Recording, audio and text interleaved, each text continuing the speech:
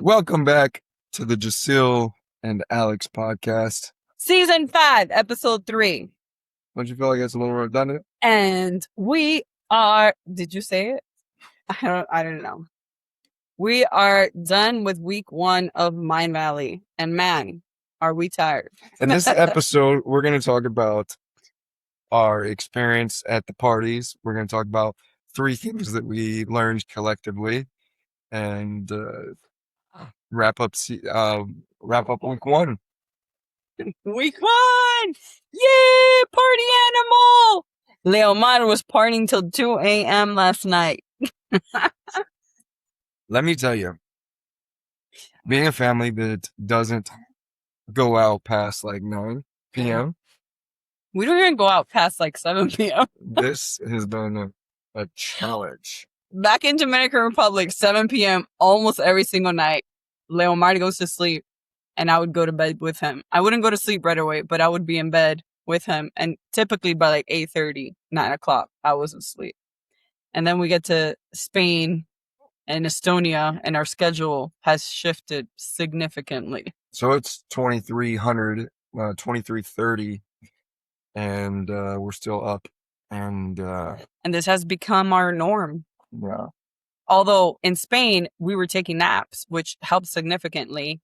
We cannot say we've been doing the same in Estonia, and that's been very difficult. Yeah. So how was Mindvalley for you? What was your couple takeaways this last week? Well, one of my favorite speakers was Daniel Priestley. Priestley. I don't know. We're having a debate about how to say his last name, but he's an incredible entrepreneur, and he just has a very simple way of explaining how to scale a business and how to do things. He's been featured on the Diary of a CEO 8 times now, I believe. So if you want to hear him talk and what he's about, go over to the podcast, listen to him. He just has incredible ways of making things that seem very, very hard, very, very easy. And I listened to him for 8 hours and I still wanted to hear him talk more. So a lot of information, a lot of great things to implement. And now it's a matter of like sitting down with all the information and figuring out what is that we actually need to use or want to use and what I don't need. Because one of the things that we've realized after being here a week of Mindvalley is you're going to have hundreds of people telling you, do this, do that, this works, and they're all right. So you need to figure out what works for you, not what everybody is telling you to do, because there's a million ways to do it. And you have to decide which is the one way you want to do something. Yeah. It's been a week of information overflow. It's taken me back to when I was in the Navy and those first few years or months that you're in the military. It's like drinking from a fire hose. Yeah. And you're just like gulping as much as you can. And we weren't even going to all the talks. Yeah, I mean, because we've been so, we've been talking and connecting with other people, other like-minded people, that we end up missing some of the talks. So we had a pretty cool week. Yeah, we've been enjoying here. The Bolt services is like Uber in the States. They also have scooters, and one of our new family things is to all of us jump on these scooters and ride them to and from our Airbnb to the activities. And that's been really fun. It's been a cool now the kids are saying they don't even want to go back to DR. They're like, no, let's stay. Don't go back. But it gets cold here. Yeah. And that's not something that we're willing to do at this moment in our life. No.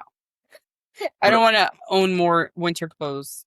Another cool takeaway that I think for you was that you got to actually speak to Daniel Priestley and just for a slight few minutes talk about the future of education. And yeah, so one common thing that he was one of the first speakers I've heard, but now I've heard multiple people say it even throughout the community, is that the public education system is broken. And I was like, great. So it's not a secret. We all know this. But what are parents actually doing about it? And the thing is, a lot of people are like, oh, well, my kid doesn't go to a public school. They go to a private school. But a lot of these private schools are also have the same exact foundations of a public school. the core subjects, and you have to learn this way because that's the only way to learn, and let's memorize multiplication tables and all this. So at the end of the day, they're really just doing the same thing with a different name on it. And listening to these entrepreneurs who have scaled multiple companies to hundreds of millions of dollars, it comes full circle that if they're saying this, and these are the people like behind the scenes scaling these companies, dealing with AI, like, connecting with people all around the world, like, we have to listen, because the reality is they are seeing the world from a different perspective that maybe the everyday person who's just working their 9 to 5 or has a, small business or whatever may not be seeing that way when it comes to the education of children. And these are people behind the scenes who are seeing how quickly things are changing when it comes to AI and technology and the way the world works. So when you hear this over and over and over again, it just reassures me that, we've chosen the right path, because there is no perfect way that a school system, at least not where it is right now, can prepare children for the future. Because the reality is that we don't know what the future is or what the future is going to look like when our children are 20 and 30 years old, because things are moving so quickly. And my belief is you have to equip children with capability and confidence so that whatever gets thrown at them, then they can learn and they can be able to adapt and have that resiliency already built into them. So it's not about, now I have to teach my kid AI, or now I need to teach them coding, and now I have to teach them this, and now I have to, because look at how fast we went to, kids need to learn coding. Well, now AI completely took over that. You don't need to teach kids coding. So if you keep chasing like the next shiny object, you're going to keep chasing that next shiny object and it's never going to end. But instead, if you teach your kids how to be resilient, how to be capable, how to be confident in themselves, then they can adjust to the times as they come and be able to learn whatever it is that they need to learn in the moment, because they trust themselves to be able to do so, or like to be able to teach themselves whatever it is. Well, since we're on the idea in the topic of education, what I thought was really cool this past week was we got to do they had presentations for the kids programs on Friday. Yeah. And for homeschooled kids, the narrative has always been that they're socially awkward. That they're awkward and they're shy. They don't play with people. Yeah. And what would you say our kids were? There's a cuckoo clock behind us, if you heard that. So yeah, the presentation on Friday was a group of about 30 kids, I think, in the 10, 11 and 12-year-olds. And they had a choice of being part of the drama, like stage act stuff, or they could be part of like these other projects. And funny enough, our children, the boys, who are not shy whatsoever, of course, both chose to be on stage. And out of 34 kids, and it was a group of them. Like, our boys weren't the only ones, but they were part of that group. And there were some of them that, even though they chose the stage, you could tell they were visibly very shy and afraid to be up there when all the parents were up there and they were getting called to present and things like that. But our two boys were Grayson, he was to the point that we were like, okay, like he was jumping up at every question, trying to get picked on. Like, he wanted to be in the center of attention. And Alex and I were just like laughing on the side, because we're like, so many people have this notion that homeschool kids are awkward and homeschool kids are shy. And nothing could be further from the truth from our children.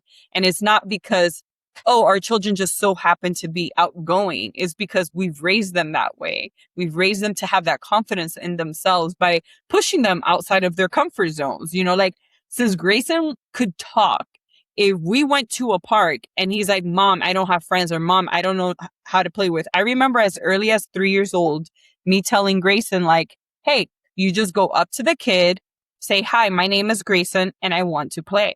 And in the beginning, he's like, no, come with me. I don't want to do that, whatever. And I would say, okay, I will walk with you, but you're going to say it. Like, I'm not going to say it for you. And slowly that begins building this muscle to where the kid realizes, like, I'm not going to die. Like, I'm going to be okay. I can go up to strangers and say this. And now at 12 years old, he has no problem doing that. Like, yeah, it sometimes he still gets a little uncomfortable and shy in these situations, but he'll do it like without thinking about it twice, where, we had to build it up throughout the years for him to do that. And same with, Caden. It's just, when they tell me that they're shy or they're afraid of doing something, I'm not like, oh, okay, it's fine. I'll do it for you. I'm like, no, I can stand next to you, but let's go. Like, this is a great opportunity for growth. Let's do it. Yeah. Well, that was, I mean, so it's just, I wanted to throw that in there because we're talking about education and how our socialization aspect of it. So this past week we attended some amazing conferences. I learned a lot about AI and how to implement it better in my life.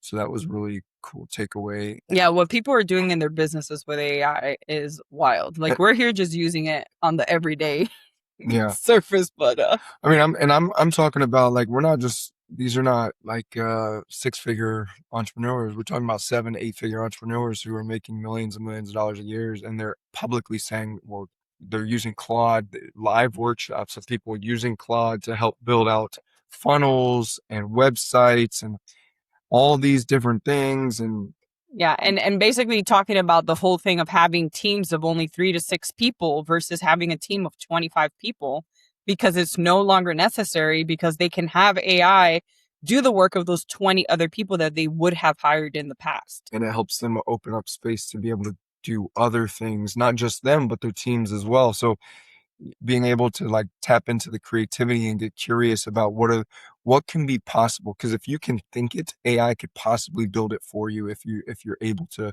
get very specific and clear on what it is that you want. So that was really cool. Yes, and real quick, because some people might be uncomfortable with the whole conversation of 7 and 8 figure entrepreneurs. If you have a mission in your heart that you're like, I want to be able to bring this into the world, or I want to be able to do this, or I want to add value, you cannot have a larger impact without money. It's just the way the world works. So if you want to have a larger impact in the world, then be comfortable with making more money, because it's one of the same. Yeah. You want to have a larger impact, you need more resources. You need more resources, you need the energy to be able to buy that stuff. It comes from cash flow. So just wanted to drop that in there, because so many people are like, oh, but my mission, no, it's so dear and near to my heart, I don't want money. Well, then you also don't want your mission to impact millions of people. So you gotta pick. Yeah. So that was a lot of what we've been doing this past week, learning and even challenging our own beliefs and things of that nature. We closed the week. Well, before we get to closing the week, we started the week with a party on Monday. We started the week with a party on Monday. Monday was the first party. And we were out until about midnight, 1 a.m. for me. And I met a guy, and if you follow me on social media, you'll see this. I met a guy at the bar who looks at fingerprints. He looks at hands, not palm reading, but fingerprints specifically. And so he reads my fingers and he says, "You have hands like the Kennedy family." And I'm like, well, that's interesting. However, what does that mean? And so he didn't dive too much into it, but basically that my purpose in this world is to get in front of a lot of people, public and servant leadership to the masses. So I'm like, okay, that sounds really cool. Like, I could do that. Yeah. So then he asked me what I do, and I told him that I help people create a different relationship around pain. He said, well, how, from what experience can you tell me? And I told him about my son, Liam. And all he told me was, can you be at my talk on Thursday at this location? For 2 minutes, you're going to speak. And I'm like, okay.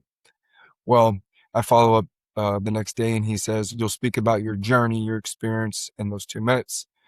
Well, I didn't know this guy was really, I use the word famous, but he packed the room. I'm talking about, this room was, all 200 seats were filled and people were standing up. It was completely full. Every other talk that we had gone to in that room up to that point had half the room, if that, maybe 3/4 of the room filled. So I'm like, this dude, what's he about? And so he follows through and he pulls me up on stage and he says, hey, can you please share your process of how you've worked with your pain? And so I talk a little bit about my experience and things of that nature. and there's some people that come up to me afterwards and, oh, we're so thank you for sharing and grateful and wanted to talk to me. Some people asked me to do some videos to send back to their loved ones who are grieving, to maybe help them through some things. But the reason I'm mentioning that is because this was not in my plans. And then at the end of the week, we had a public speaking course with Eric and Meets, a speaker that I've been following for a while that I really love. And I was working the event. I was volunteering for the event to help out mic running and opening doors. And 5 minutes before the event, Eric comes up to me with a microphone. He looks at me and says, "You're introducing me. Be ready." And hands it. And this is the large stage. So now we're talking about 500 to 700 people in this room. But this was the main stage. So he hands me the mic. The room's filling in. I would say that this 600 to 700 seat room was 3/4 away full, or getting close to full. It wasn't 100% packed, but still a lot of people. He hands me the mic. I jump on stage and I introduce him. I take 3 minutes. I introduce him. I had so many people come up to me after that, wanting to talk and know more about me and the parties coming up. And this is the importance of getting in rooms and surrounding yourself with people and like-minded people that you want to be around and push you into your interests and what you want to do in life. And so now I have people interested in me and the room. I really feel this room's going to be packed, standing room only on Friday when I go. So that's the upcoming week. I'm dealing with a voice issue here. Last night we had a lot of fun and I'm screaming a lot because the music is so loud. We're out till 2 o'clock in the morning. So been drinking a lot of teas. I'm going to be resting a lot more this week versus going out and doing like being in Mindvalley and doing a lot of these conferences. So those that may not know this, Alex broke his nose about 2 months ago and has never fixed it. And I honestly believe that that's what's affecting him so much, because regardless of what he thinks or believes, I don't think he's breathing properly. I don't think he's getting 100% oxygen. I mean, he's been off for weeks. We can agree. We both can agree that I've been sick off and on, for like 2 months. For the last 2 months. And I'm like, dude, you should have fixed the damn nose. But if you know a nose doctor in El Salvador, please send me recommendations, because Alex needs to go see a nose doctor and get this fixed. We gotta get it fixed. So gotta get it fixed because I'm flying back here to Tallinn in September. In November. November, yeah. Doing some more work over here. So it's been a fun week. And the kids have been in their own program and they've met so many, kids from around the world. But still, surprisingly enough, we were one of the very few families that live this freedom lifestyle that we live.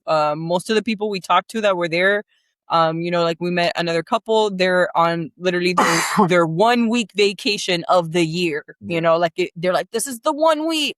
And, just, I tell Alex all the time, I was like, I forget we live the life we do because we stick to ourselves. We're in our own little bubble. And, we're just like living this beautiful life, not really being in places like the United States where people are living such regimented lives and things like that. And then you come to these events and I tell Alex, I'm like, I still forget that, people live this way. And I'm just, people are always surprised and then asking us questions like, how do we do it? And the one thing that I can say that is the case for everyone is you have to make different choices. If you want a different life, then your choices have to be different. Because the reason you have the life you have is because of all the choices you've made up until that point. So for instance, this family, the gentleman, it works in finance and he's corporate. And I was like, okay, what about starting your own thing? Like, put a date in the calendar. And he's just like, no, I can't do that. And it's like, okay, cool. Then you're going to keep taking your 1 week vacation for however long until you decide to make different choices. And it's like that moment that we decide, that we make that decision, like, you know what? I'm not going to live this way. I'm going to change my life. That is when it starts to change. You're not just going to wake up magically one day and live a different life. And granted, not everybody wants that. But once again, this family was very intrigued. Like, sounds like they want to be able to do this. The mom definitely does. You got to make different choices. But it's been really cool to just meet other families who, you know, feel passionate about the same things that we do. They want their kids to grow up with this knowledge, knowing these things, and being able to travel the world. So now we have friends from all over that we can also visit in our travels. It's been amazing, and I'm excited. This upcoming week, Giselle is hosting her own event on It's a little Q&A a little workshop. Q&A workshop Yeah. on answering questions on how we've created this lifestyle.